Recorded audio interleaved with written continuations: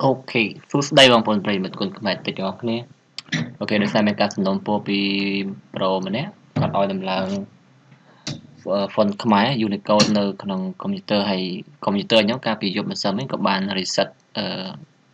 PC ដែរអញ្ចឹងទៅអ្វីៗក៏ថ្មីទាំងអស់ហ្នឹងណាអត់មាន font ដែរប៉ុន្តែខ្ញុំបានដំឡើងវារួចជាស្រេចអំបញ្ញមិញខ្ញុំភ្លេចថតវីដេអូទៅឥ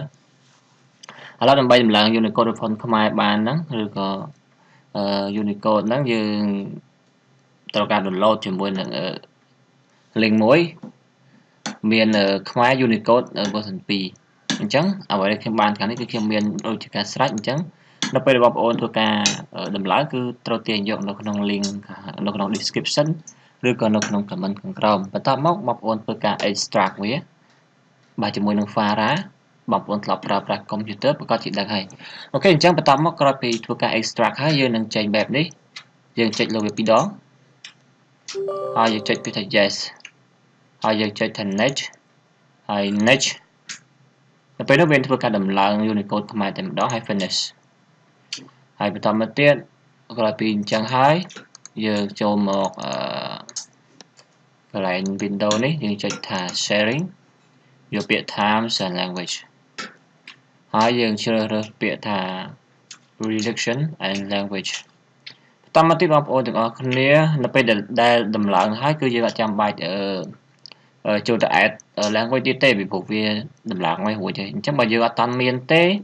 យើងត្រូវធ្វើការចុច add បើមិនវាអត់មាននៅកន្លែងនេះភាសាខ្មែរបែបនេះយើងចុច add language បាទបន្តមកទៀតវានឹងចេញបែបនេះហើយគឺយើងធ្វើការចុចលើវាហើយយើងធ្វើយក option ហើយយើងយកពាក្យថា media អូខេអានេះខ្ញុំបានដំឡើងហើយចឹងបងប្អូនទាំងអស់គ្នាដែលអត់តាន់មានចឹងយើងយកពាក្យថា media អូខេអញ្ចឹងយើងនឹងធ្វើការ select ជ្រើសរើសយកភាសាខ្មែរបើបងប្អូននៅទីនេះមានអក្សរអង់គ្លេសយើងយកភាសាខ្មែរមកហើយយើងនឹងធ្វើការសាកល្បងសរសេរសាកមើលតើវាស្គាល់ទេហើយកុំព្យូទ័រខ្ញុំក៏អត់មាន Windows ខ្ញុំក៏អស់ license ទៀតអញ្ចឹងខ្ញុំនឹងធ្វើការឆ្លៀតធ្វើការ activate វាសិនបន្តិចទៀតអូខេតោះអញ្ចឹងបន្ទាប់ពីដំឡើងហើយយើងអាចសាកធ្វើការវាយមើលតើវាមានវាយបានអីនៅឥឡូវយើងវាយខ្មែរខបូកជាមួយខ្មែ